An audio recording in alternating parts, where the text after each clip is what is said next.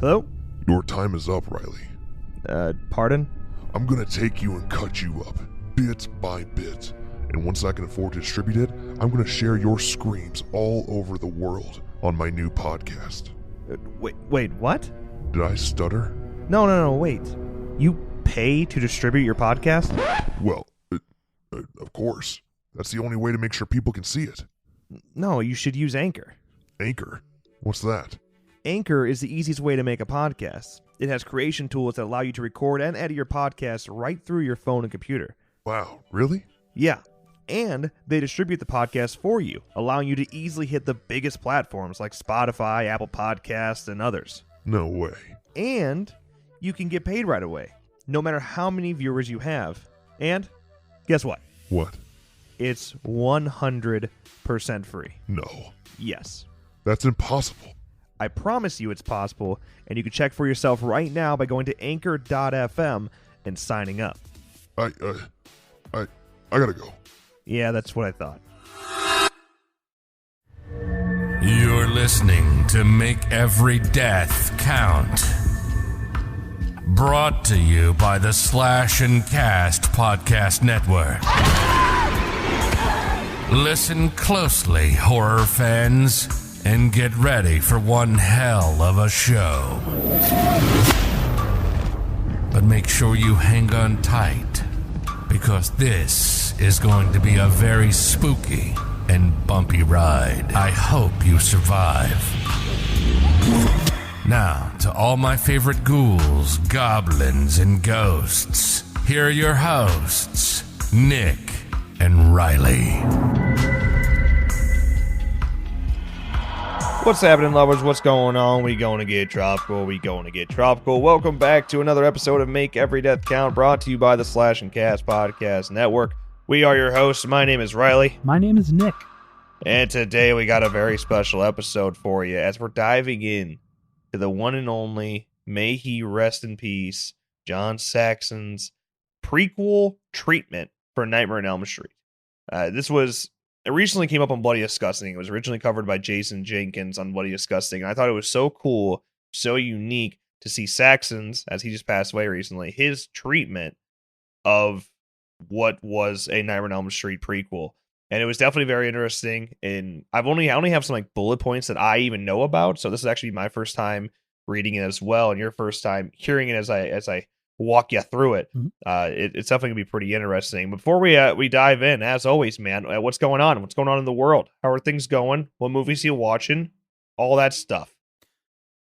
Got a couple days off. You know, we were filming this weekend. Yeah. All the Camp Blood. The first weekend I've had off in a long time. I haven't watched really much since the last time we recorded. Been working and then filming.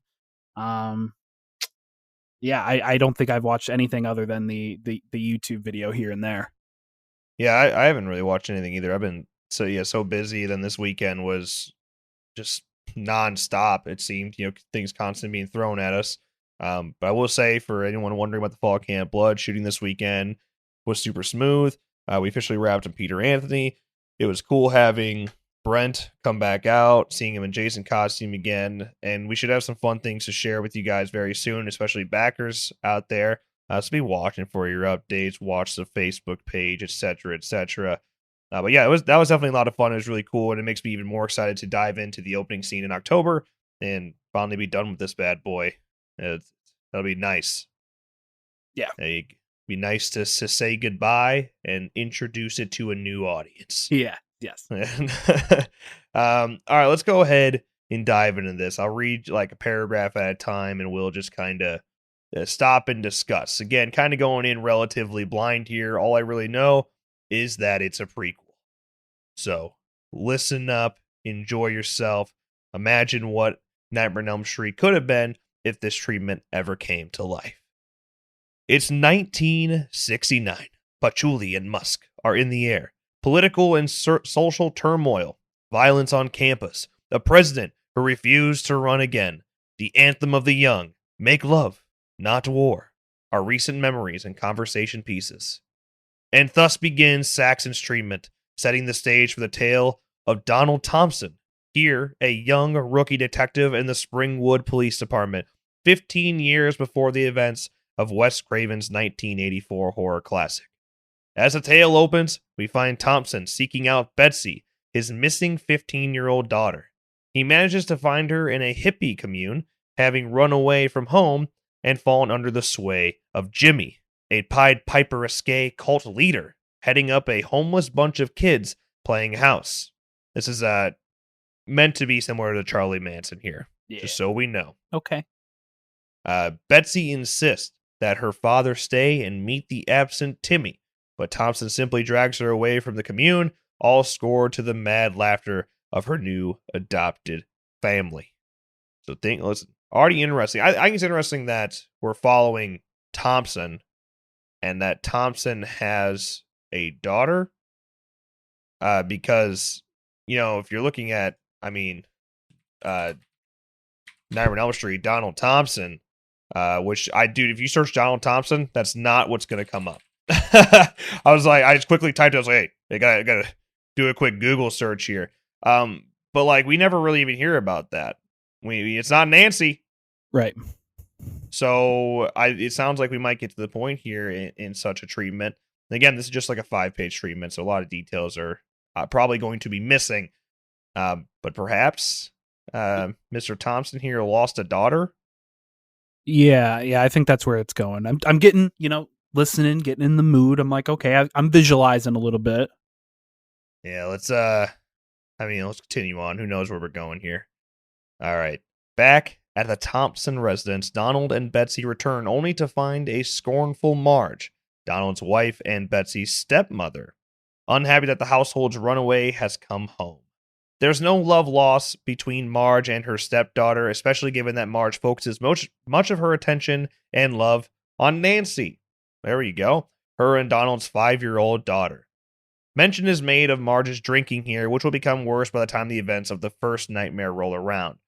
Betsy seems to enjoy the rift she's creating between her father and stepmother, which leads Marge to storm out with Nancy, leaving to stay with relatives until things straighten out. It definitely seems like we're going on I think we might see somebody kick the bucket here. Yeah, okay. Thompson, exasperated and certain that his oldest daughter needs help, quietly looks for a therapist for Betsy, scouring the local yellow pages for a possibility. He eventually runs across the number for a child therapist just south of his home on Elm Street, the one F. Kruger. Interesting. Okay. He secretly visits Mr. Kruger, a young, sensitive, bookish intellectual who wears a red and green sweater, and he limps. Kruger seems dedicated to his work with adolescents. Kruger suggests Thompson explain what the problem is. Thompson convinces his daughter to meet with Kruger, even as she receives secret phone calls from her quote-unquote pals. She stays combative with Kruger during their lessons, even showing up to his office under the influence of LSD. Interesting. It's during one of their talks that she admits to having feelings for her father. That's fucking weird. Okay. Before she begins rambling about committing violent acts. Kruger grows increasingly concerned with Betsy's behavior, eventually attempting to call Thompson, only to find out the detective is now, quote-unquote, too busy with this current investigation. A grisly, seemingly motiveless murder now dominates Thompson's time. A young boy has been killed, stabbed to death with, quote, some kind of object that produces multiple stab wounds simultaneously, end quote. Thompson, eager to prove himself as a solid detective, buries himself in his work even as he ignores the warning signs surrounding his daughter and Kruger's growing concerns. First of all, let me say before I continue on, Kruger being like a child therapist is such an interesting dynamic. Mm-hmm. To have him wanting what appears to be wanting to help a child, while we all know he's responsible for that murder that Thompson's investigating. Right. Well, yeah, we can sort of put it together. Maybe there's some twist that we haven't gotten to yet, or we may never know from this vague treatment. But yeah, that's really interesting that he is, he's meeting with these kids and nothing's going on yet. Yeah, right. It actually seems like he'd be pretty helpful. Right. We'll see. All right, continuing on. In one wild sequence, Betsy spikes her father's coffee with LSD before he meets with Kruger. Disturbed by both the case he's working and Kruger's revelations regarding his own daughter's fantasies, Thompson finds the LSD in his system taking hold of his subconscious. In this way, Sax's treatment still allows there to be nightmares present in this nightmare prequel. There you go. See, that's interesting. Oh yeah, that's different, and I'd like it. Yeah, keeping the nightmare alive despite really not having the nightmare version of Freddy available. Right. All right. The world's coverage in Thompson's mind, with LSD heightened images of the mutilated corpse he has actually seen, the synergistic influence of the drug on what he is being told, on his unconscious conflicts, obliterate his grasp of reality altogether.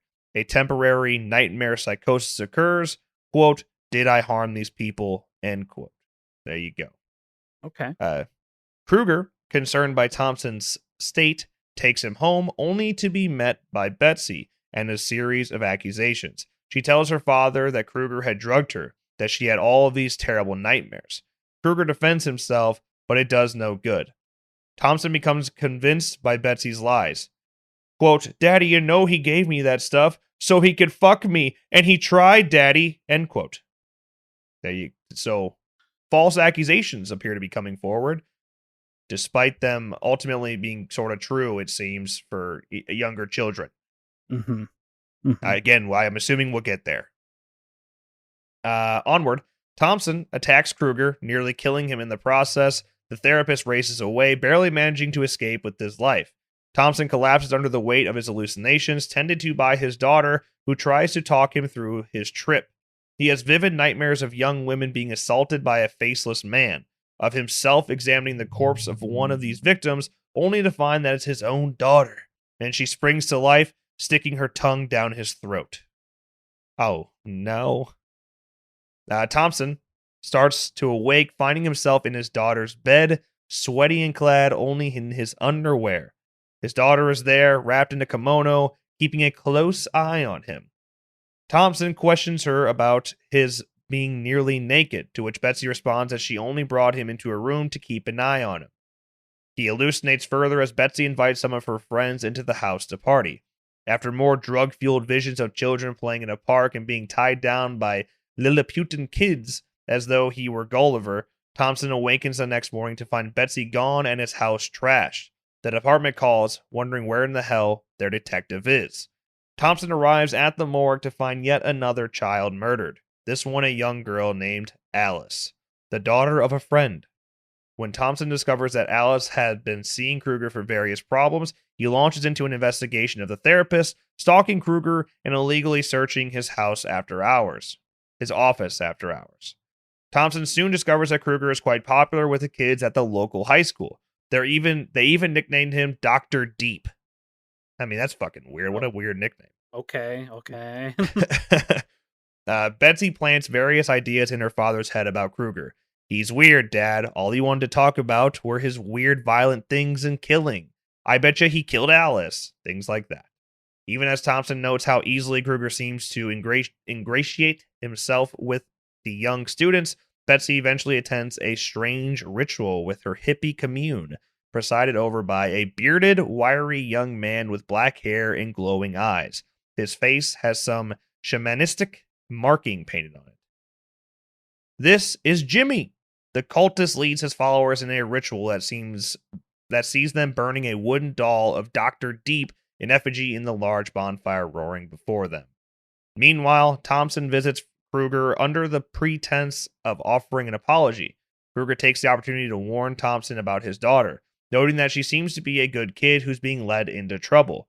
When the therapist warns Thompson to keep a close eye on his daughter, the detective hears a threat and makes one himself. Quote, if anything happens to her, I'll kill you myself. End quote. At the next crime scene Thompson is called to, he discovers that the victim in question is Betsy, found in a pool of her own blood. Thompson, grief-stricken and enraged, notices a message painted on the apartment's refrigerator in Betsy's blood. Which is caps locked DEEP. In blood there. Mm-hmm. Deep. Soon, Kruger is in handcuffs and Marge is returned home to Thompson. Nancy in tow. As Thompson and Marge fight, they each use Kruger's name in anger. Their daughter hears this, imitating them. Hooga! Little Nancy Thompson, even now already fearing the figure who would terrorize her several years down the line. Meanwhile, Kruger is being questioned. He is stalwart and angry. Why does he hang around with kids? Because he likes kids and is writing a book about growing up in the 60s. The cops smirk and look at each other. Can he prove his whereabouts at the specific times of the murders? Probably, yeah. Interesting. Ultimately, realizing that they have nothing to hold on him, the cops release Kruger. However, as we all know from the backstory set forth in the first nightmare, the parents of Springwood will not simply let this matter rest. A group of about 10 meet in the basement of Thompson's home. The detective and this collection of burgeoning vigilantes discuss what to do with Kruger. Torture and murder is suggested before Thompson insists that they simply cannot take the law into their own hands. He then suggests that they simply get Kruger to confess what he's done. The group reluctantly agrees on this course of action. Thompson breaks into Kruger's cabin, drugs him, and brings him back to the basement that stands trial before the parents of Springwood. They demand the truth, so Kruger gives it to them. They have been unloving, uncaring parents, just as their parents before them were unloving. They need to accept that and forgive themselves and start afresh. Look for love in themselves, not look for him to confess to what he didn't do. They have to accept that they didn't love their children. A shovel cracks Kruger's head. You don't know what you're doing, and in mid-sentence, he falls, blood streaming across his face. Quote, don't do this, I'm not guilty. You are, forgive yourselves. End quote. It's getting spicy. Mm-hmm. Now you're questioning again, is Kruger actually guilty or not? Right. Maybe it is all just a big revenge story and he's not actually guilty, which the first nightmare doesn't actually confirm that, right? Like, it's not until future sequels and especially things like Versus, where it straight up said, I killed a bunch of kids and shit. Yeah. The first one doesn't really do that. So, all right. Enraged at what they've heard and no longer caring to adhere to any law, the group lights up acetylene torches. I don't even know how the fuck to say that. You don't know what you're doing, Kruger screams. The parents burn Kruger to death. Sometime later, Thompson is called to hear the confession of a girl in custody at the police station. He listens to her account through the one-way glass of the interrogation room. She admits to her involvement in a series of slayings, including Betsy's murder, noting that there were others involved in the killings as well. She tells police that they were all directed by Jimmy, who sees himself as God. So Fred Krueger was indeed innocent, just like he'd said. The revelation tortures Thompson. He suffers nightmares, screaming out Krueger's name at night. Marge does her best to comfort him, plying him with booze, the both of them sliding further into alcoholism to deal with their problems.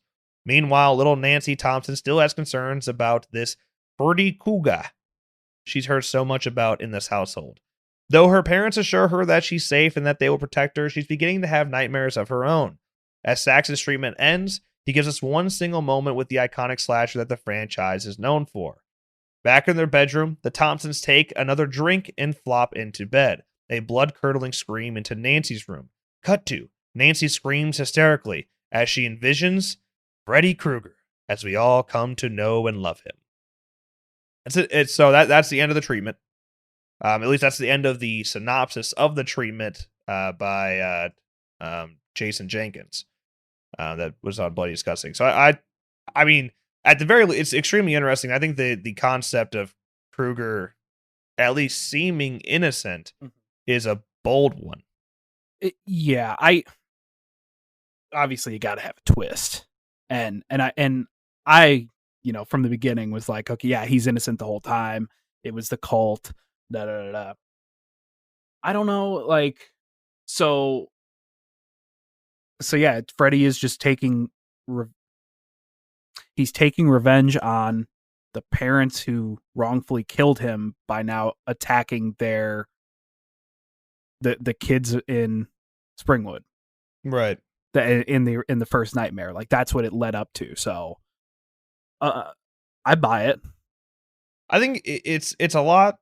It's a lot like the remake in that concern, because the remake tries to push this idea on you that Freddy's killing the kids because they lied about him being a child molester, not because he actually was. Right. And then he ends up being one, of course.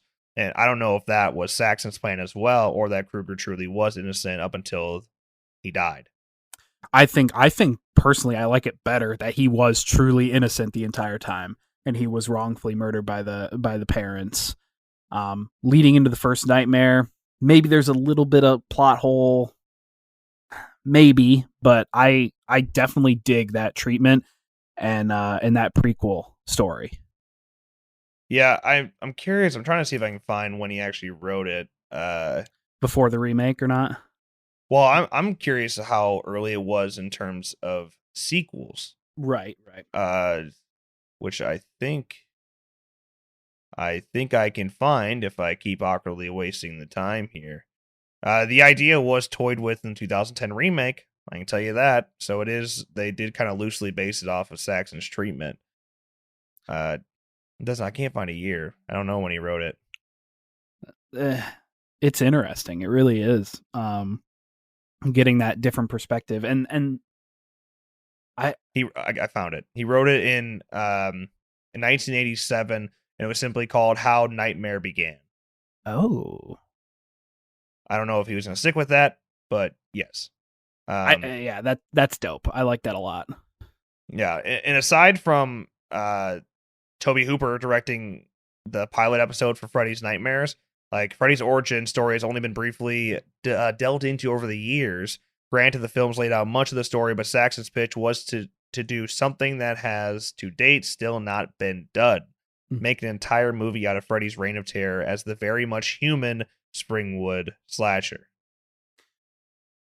Yeah. Obviously, it's got to be Robert Englund with a limp. Yeah, but now he's so old. Yeah, now you couldn't do it. Maybe. I mean, maybe you could perhaps de-age him. Yeah. Yeah, but it was written in 87, so having Robert Englund in 87, 88, 89, doing that would have fit right in. Yeah. And I think it's this whole the Jimmy character is basically Manson, basically Charles Manson. Yeah. And yeah, as soon as he was introduced, I'm like, okay, yeah, maybe he's the one got to be doing it the whole time. How interesting would it be to take? Maybe it's like disrespectful. I don't know, but because like what Charles Manson is 67 when that shit happened. Like the Nicole or the Sharon Tate murders.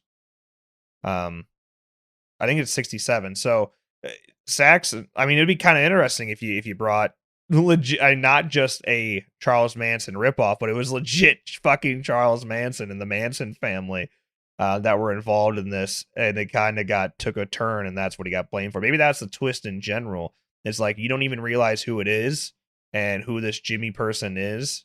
Like maybe that's like an alias name, a stage name for him. And the whole time you keep hearing Betsy talk about Jimmy, and at the end it ultimately gets revealed that it was him. But you'd have to then because this treatment, it takes place in 69. So then you'd have to jump it before Manson, before the Sharon Tate murders themselves. I don't know. Like I said, perhaps that's disrespectful. You're playing with real life shit there.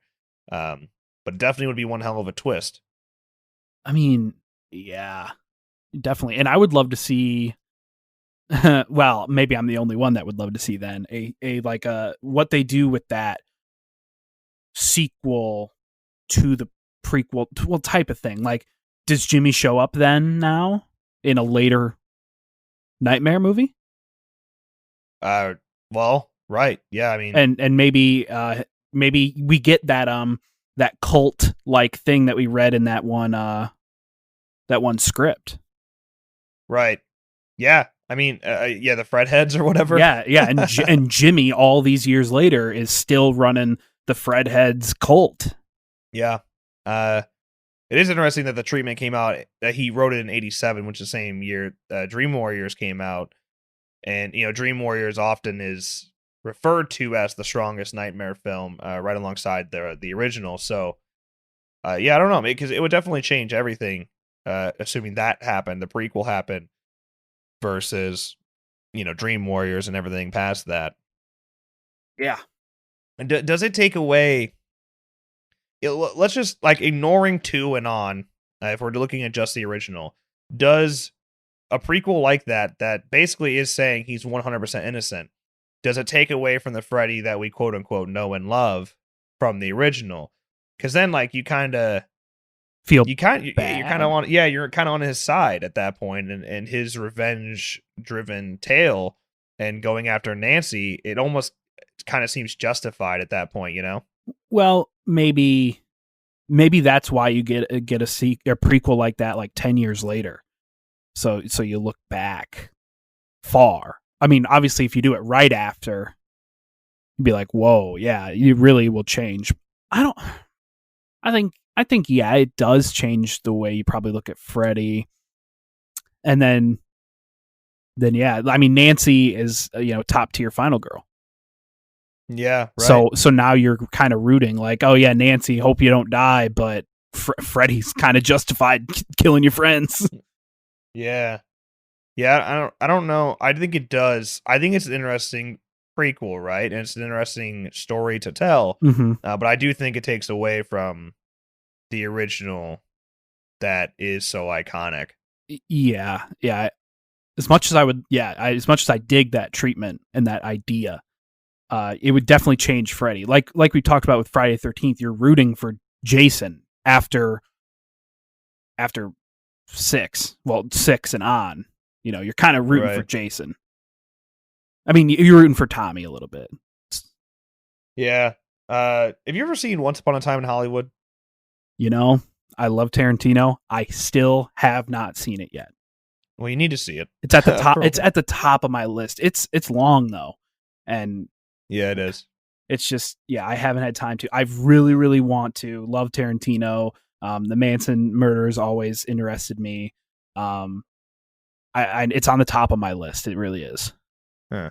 Yeah, you should definitely check it out. But supposedly, like Tarantino, I was just seeing some articles here that Tarantino based like Once Upon a Time in Hollywood loosely off of this treatment, and I have seen it, and I kind of can see how that would be the case. And of course, Once Upon a Time in Hollywood is playing off of the Manson family. Mm-hmm. And changing that story up a little bit. So I mean, perhaps that is the case, which I think is really interesting. Man, it's funny because like I'm seeing like articles that are saying, because it's easy to say that after the fact, right? Be like, oh, Once Upon a Time in Hollywood seems to be based off of Saxon's treatment. But these articles are written beforehand that simply say Tarantino is basing his next project on this treatment. So that's interesting. That perhaps that's how it all started. Yeah. Yeah, I definitely need to check out one. But yeah, kind of what I was saying before. Like, yeah, you don't root for Freddy in Nightmare on Elm Street. Yeah, I don't think. But God, it's funny because I would say out of all of the icons, these horror killers, Freddy is almost one of the easier ones to, other than the original. He's one of the easier ones to root for because of the personality he has. Right. And like him being, because at that point, because now, I mean, if you're looking at the franchise we know and what the franchise is hinted at, it's always that he was a child molester, and at the very least, a child murderer. Mm-hmm. And to find likability in a character like that is very weird. I don't blame people. I mean, I love Freddy, right? But it's just weird to say that, hey, I love this child murderer, this child molester. Yeah, you're telling me Freddy Krueger is the next to get canceled? Yeah, cancel culture says Freddy needs to go. But yeah, if he was innocent, it changes everything. It changes the whole outlook of him. He's still killing people ultimately. Right. Yeah, that would have been a lot different if they would have dropped this, after Nightmare 2, even. Yeah, man. it changes everything, and ultimately the franchise no longer, I would say, no longer really makes sense if he was innocent the whole time. And really, because like the last of the Elm Street kids has been a thing in like half of the fucking sequels.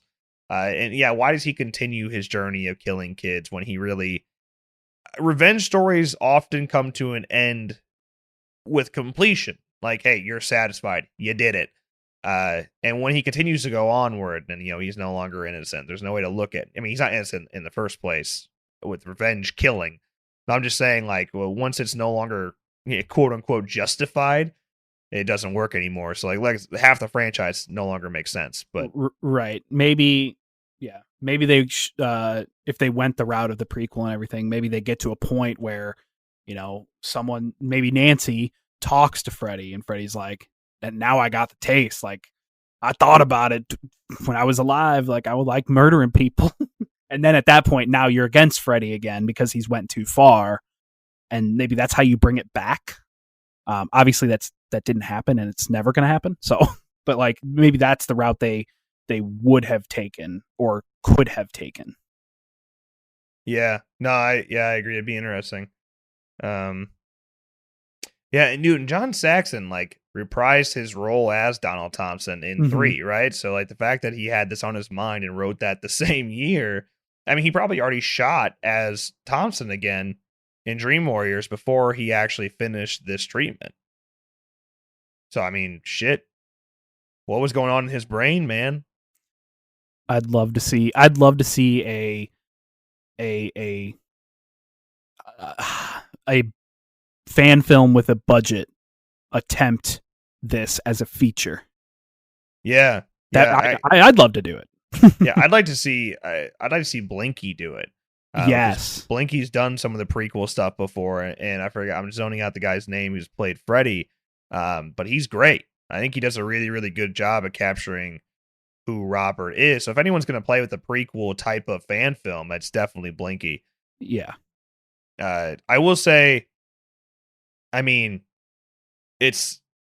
out of all of the slack, because I don't like prequels. 99% of the time, I don't like prequels. Mm-hmm. But I'd say out of all of our iconic slasher movies, I would say that Nightmare on Elm Street is one that would be really fucking cool to see a prequel, because it no longer has to really be so much a horror movie or a slasher movie. You can go into a crime thriller genre and really run with it. And we can see the trial, and Freddy's Nightmares kind of dives into. We see the trial.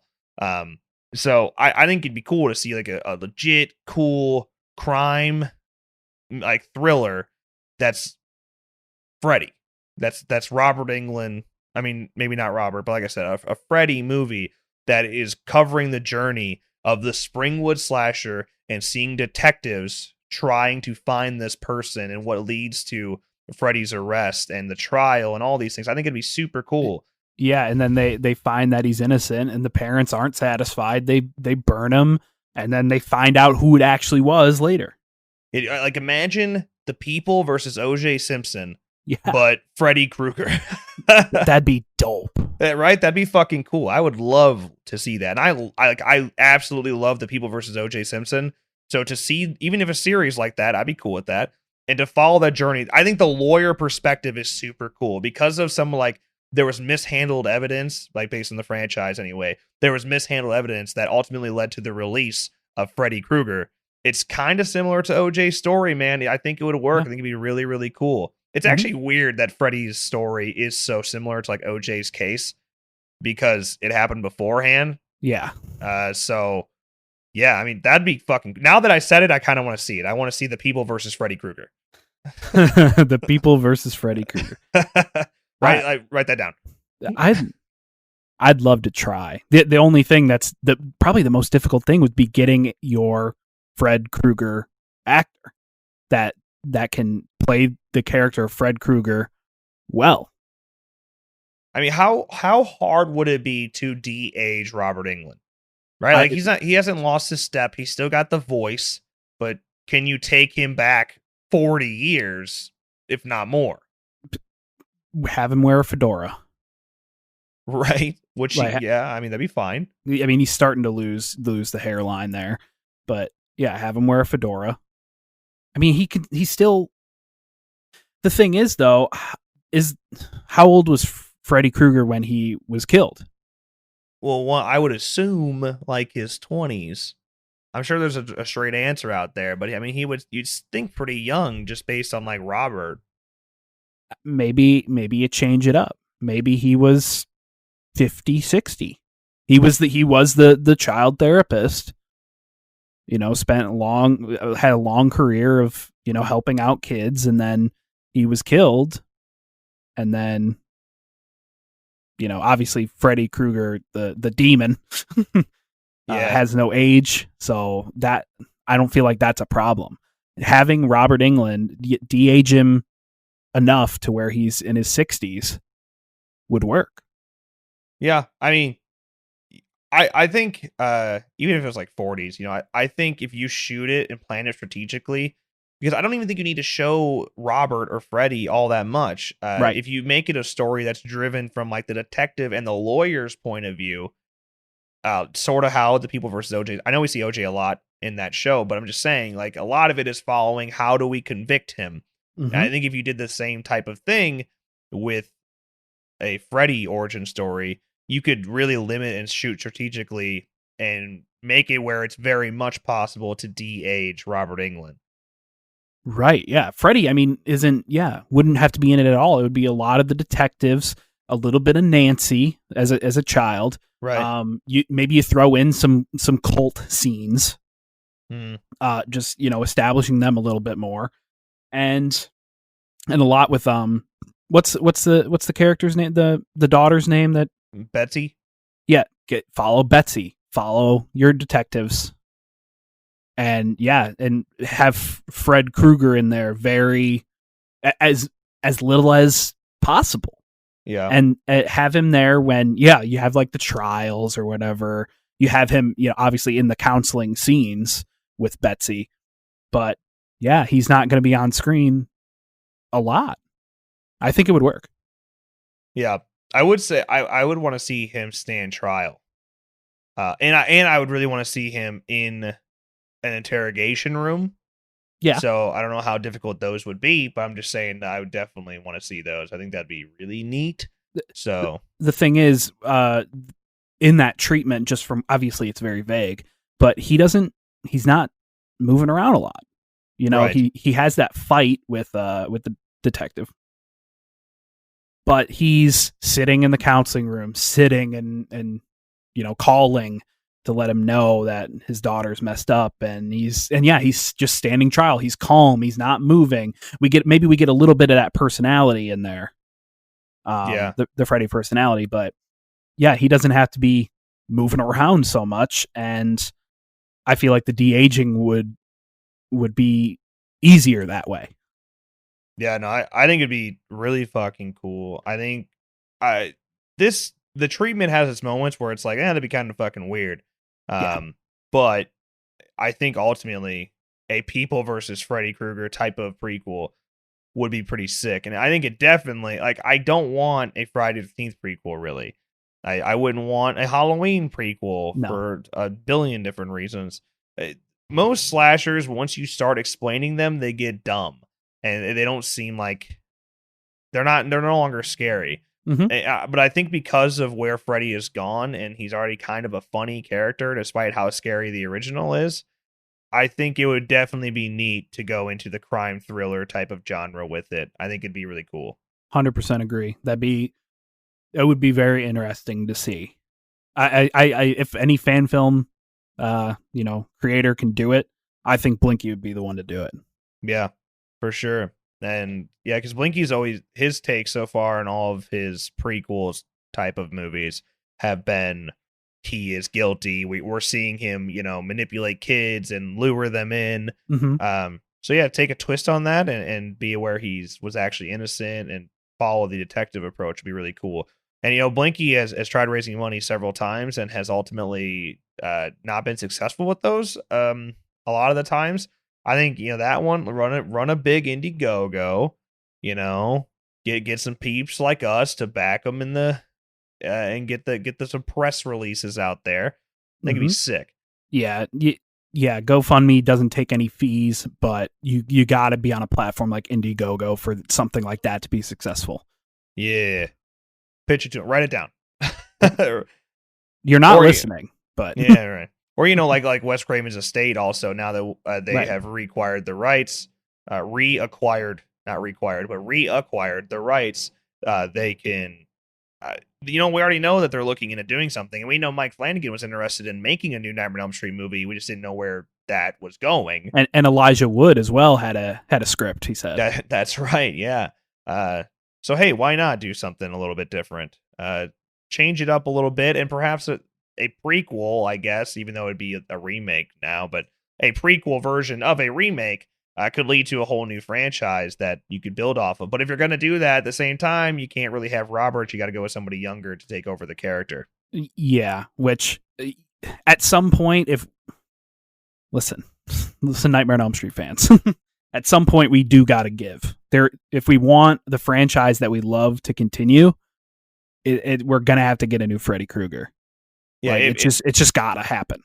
If they are going to remake again rather than doing like a spin, like a Wes Craven's New Nightmare type of approach, or a direct sequel, which I don't know how the fuck they do a direct sequel at this point in the franchise, because it's all over the fucking place. You have to go with a new actor in a remake. It's because a remake could lead to more sequels, and Robert just doesn't have much left in him. He's got probably one last rodeo in him, and after that, it's time to put the glove away for good, probably. And change is okay. It's tough. Obviously, he did an amazing job as Freddy, but if we, like I said, we want to see this franchise continue, it is going to be without him. Maybe one more time, but it will be without him. And if you sit there and say, I'm not going to watch him because Robert Englund's not in him, then you might miss out on something special.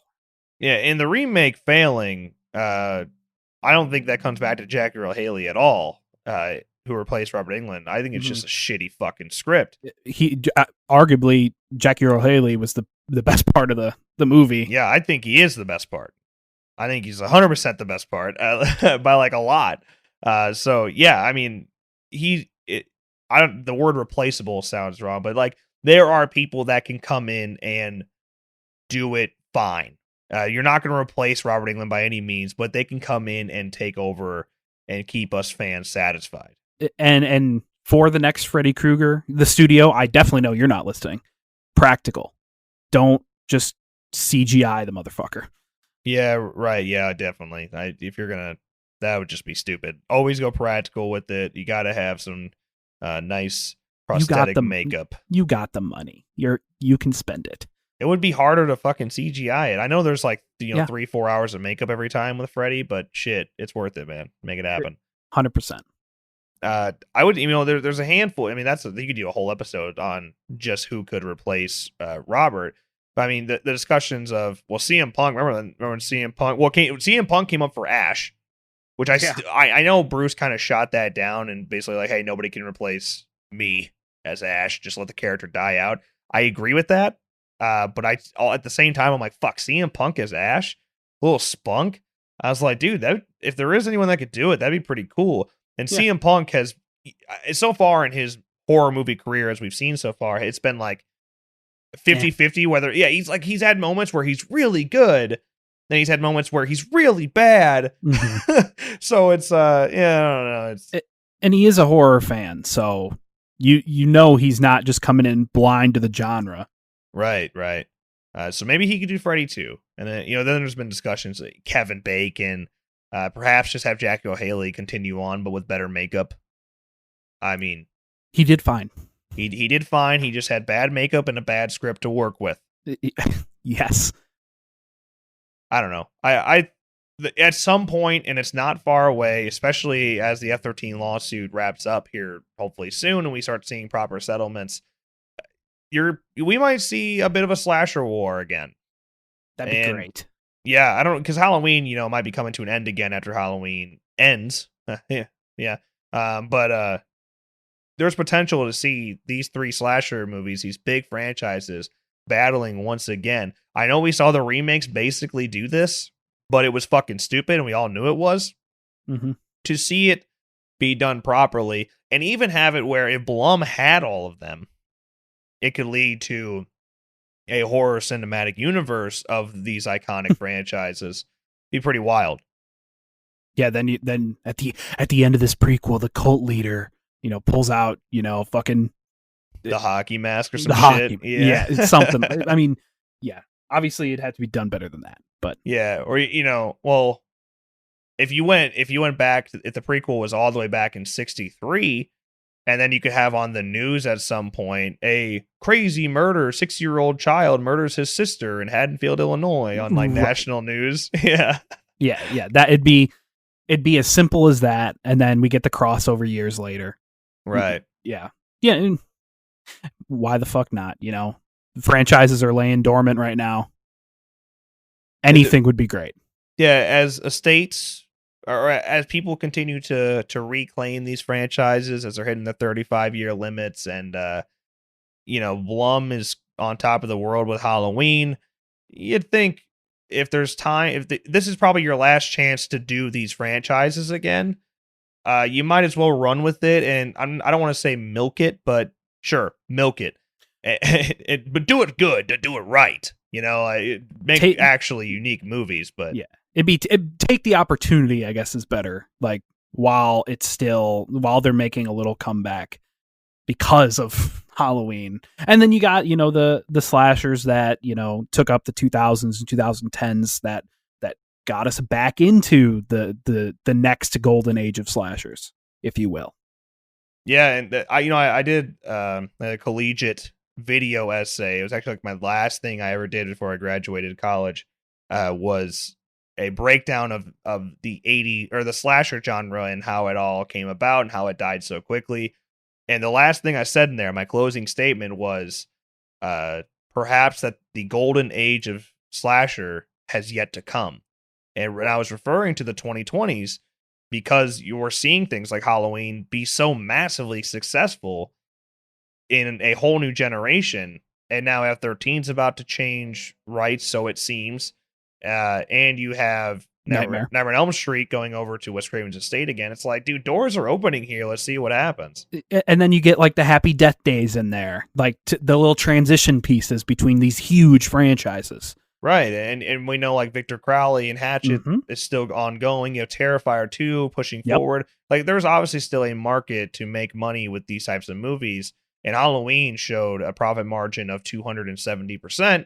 So I don't really think there's any way to miss the target here. And now Scream 5 also happening in 2021. Right. It's like, Jesus Christ, this is such a crazy time for slasher movies. And all the while, original horror is also being successful. It's just Quiet Place and and Hereditary and Midsummer and then things like The Haunting of Hill House being so massively successful on Netflix. Now The Haunting of Bly Manor probably on the way in October. It's like, fuck me, dude. Like, look at all these things that are so successful. And I'm so sick of hearing that this generation is being ripped off from the horror genre. It was way better in the 80s, bro. Like, sure, the 80s were a great time, and you got to witness some of the biggest franchises of all time evolve. But right now, these franchises are coming back, and you have some of the most unique and impressive horror movies ever in the last 10 years. It's like, shit, man, we live in a pretty good time. I think we should quit bitching about it. The money and the resources behind them now, especially, contributes to that as well. Again, you have to have a good story, obviously. And all those movies that you listed definitely do. Yeah, it's crazy, man. I used to have the same mentality a while ago. It's like, dude, this generation doesn't get good horror, because I was so into horror so young, and I felt like the people that were my age that were just getting into horror for the first time just didn't get it. And then you see like things like Annabelle be so successful because of your casual horror fans, I guess. Mm-hmm. But man, it doesn't take away from what this generation is. Some of the best horror movies of all time have happened just in the last 5 to 10 years. Yeah. Don't forget that, folks. Right. It's definitely going to be really interesting to see what the 2020s bring, especially for the slasher movies and the slasher movie fans. Yeah, man, we'll see what's next. I'm excited. I'm really excited to see things move forward again. We could just see some crazy shit, and some crossovers would be sick. Make it happen. Blumhouse, Come on. buy everything. Fucking buy everything. Because they're probably the only ones that would have the balls to do a crossover. Yeah, and really. And for the most part, I know they've missed a target a couple times, don't get me wrong. But for the most part, Blum really cares about these OG franchises. Mhm. And so if anyone's going to play with them and try to bring them back in this generation, I would prefer it to be Blum. I know some people don't like Halloween 2018. I know Black Christmas was pretty fucking poop. Yeah. But like, clearly their mind's in the right place. They just have some knobs to turn to get it on target. And every studio is that way. Right. And now hearing like reports on like Halloween Kills and the test screenings and the way they listened and they changed, right? Like that's all you can really ask for, is that like, yes, they want to milk it and get as much money as they can, but they heard feedback, they took the feedback and they adjusted accordingly. And Halloween Kills is here. We're hearing great things thus far. So you do that with all franchises, I don't think any of us can really be complaining. Agreed. I mean, look at some of the fucking disasters that happened in all of these franchises. You think they were listening to fans? You think the fans were like, hey, let's go to fucking space with Jason X? Or you think they were like, hey, Freddy's dead. Let's have it some weird fucking 3D CGI heads fly on the screen. I mean, it's just like, now they're listening. These franchises never had that opportunity before. Exactly. It's the power of social media and having instant feedback available to you is it's different, and you have to adapt to that, and we're seeing more and more studios do that. Look at Sonic. Again, that could have been a marketing move. Yeah, that could have been marketing wise, but still they listened, they changed Sonic that because of internet feedback, Twitter. Yeah, literally, it was just outrage, and it trended on Twitter. They're like, okay, we hear you. We hear you, dog.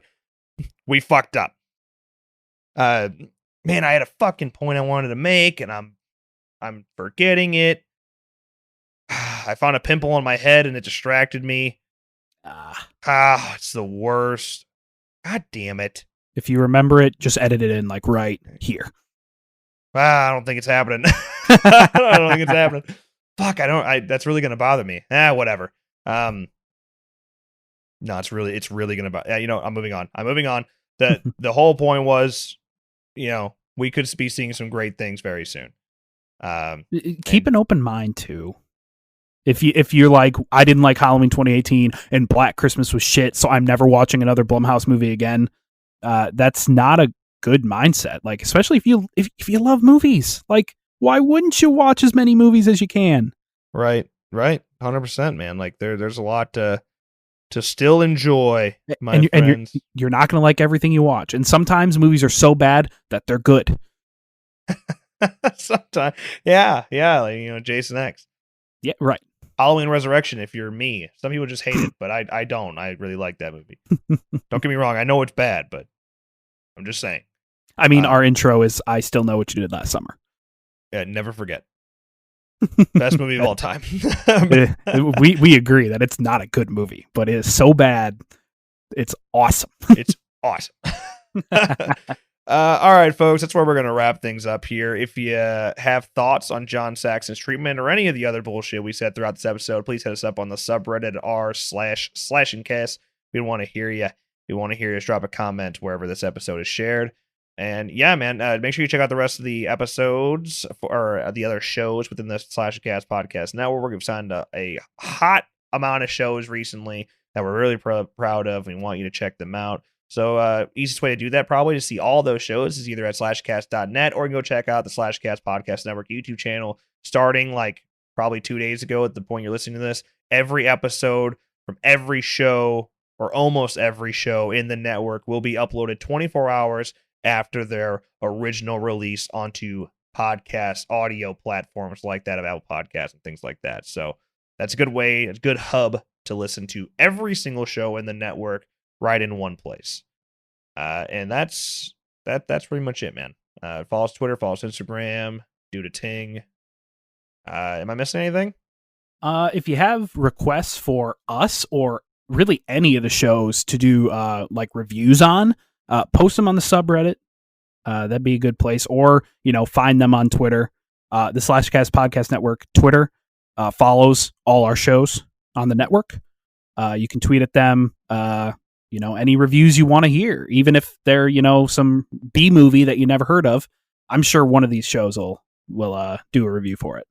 Yeah. Also, on our website, every single show in the network has their own page where you can contact them directly if you're looking to hit up a specific show for that. Or you can always email us at network@slashcast.net if you want us to review some shit too.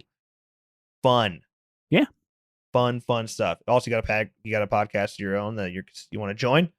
That's also available at slashcast.net/podcast network. I'm done now. Yep. I'm done. That was the spiel. Also, leave us 5-star review if you're listening. I have podcast users. I'm looking at you. Help the boys out. I really appreciate you. If you got this far, I'd assume you didn't hate your experience. So show some love over on the ratings. Appreciate it.